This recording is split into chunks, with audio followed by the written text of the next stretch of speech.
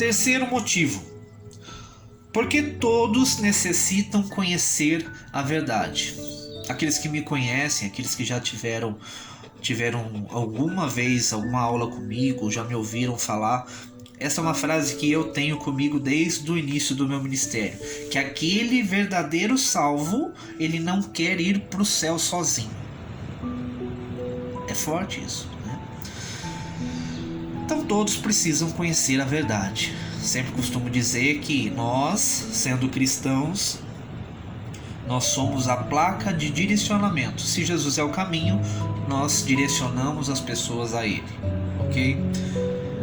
Isso é evangelismo puro, né? Mas nos dá a entender que todos necessitam conhecer a verdade. Muitos cristãos não procuram conhecer outras doutrinas que não seja o cristianismo. E aí você cai num problema, né? Porque as outras religiões, elas querem conhecer aquilo que você acredita.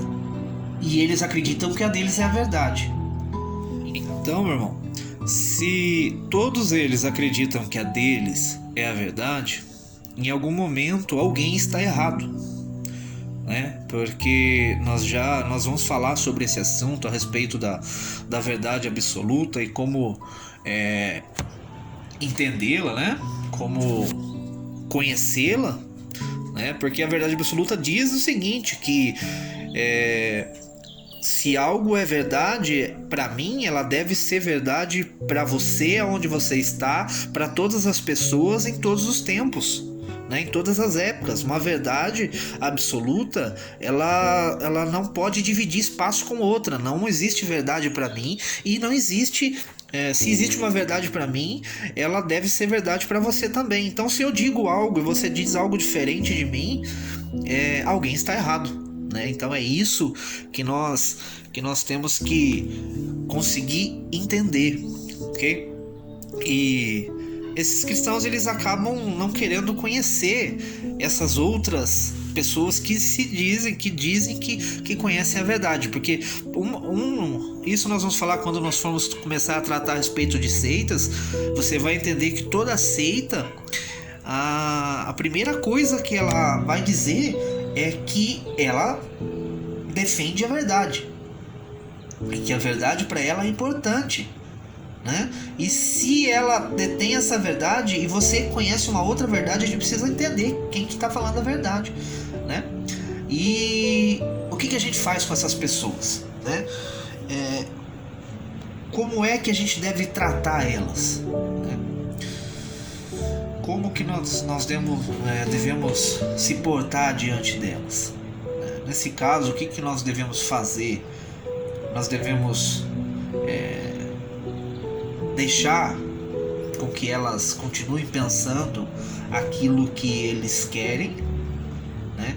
Deixando eles nos seus próprios pecados e morrer nos seus pecados?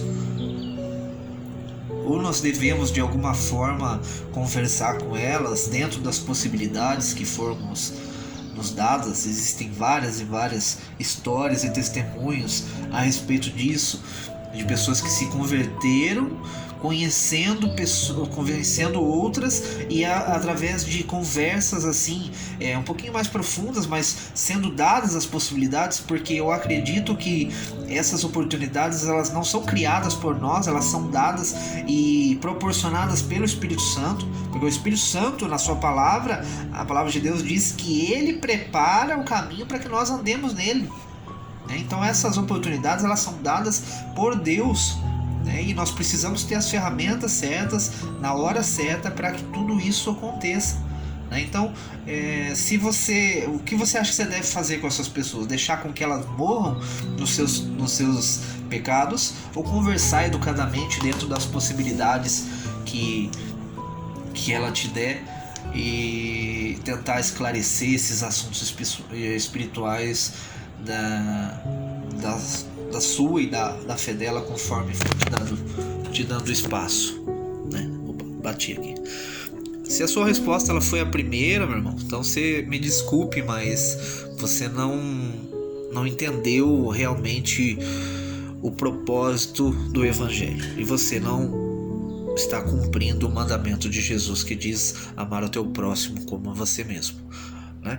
E consequentemente está descumprindo outros ensinamentos da própria palavra de Deus, de um que eu acabei de citar, que está lá em Ezequiel 33, né? A partir do versículo 8, que ele diz o seguinte: se eu disser, Deus dizendo, ao pecador que ele deve morrer e você não o avisar para colocá-lo em guarda contra o seu proceder nefasto, ou seja, o seu pecado, ele perecerá por causa do seu pecado, mas a ti pedirei conta do seu sangue. Então, resumindo, se Deus falar que ele está no pecado e você não o repreender, ele vai morrer no pecado e o sangue dele será contado de você, né?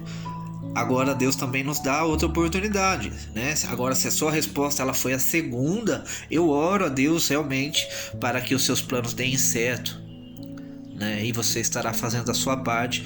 Está lá no versículo 9 do 33 de Ezequiel, que diz: mas se você advertires o ímpio do seu caminho para que ele se converta, e ele não se converter do seu caminho, ele morrerá na sua iniquidade, mas você livraste a tua alma. Ou seja, é aquilo que Paulo disse, que o sangue de vocês sejam sobre as vossas cabeças. Eu fiz a minha parte, eu estou limpo.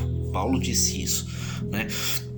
Tiago escreve no capítulo 5 da sua carta, lá no versículo 19 e 20, ele fala o seguinte: irmãos, se alguém dentre vós se tem desviado da verdade e alguém o converter, saiba que aquele que fizer converter do erro seu irmão, do seu caminho pecador, salvará da morte uma alma e cobrirá uma multidão de pecados. Ok? Então, esse é o terceiro ponto que nós entendemos como o motivo pelo qual eu devo estudar apologética.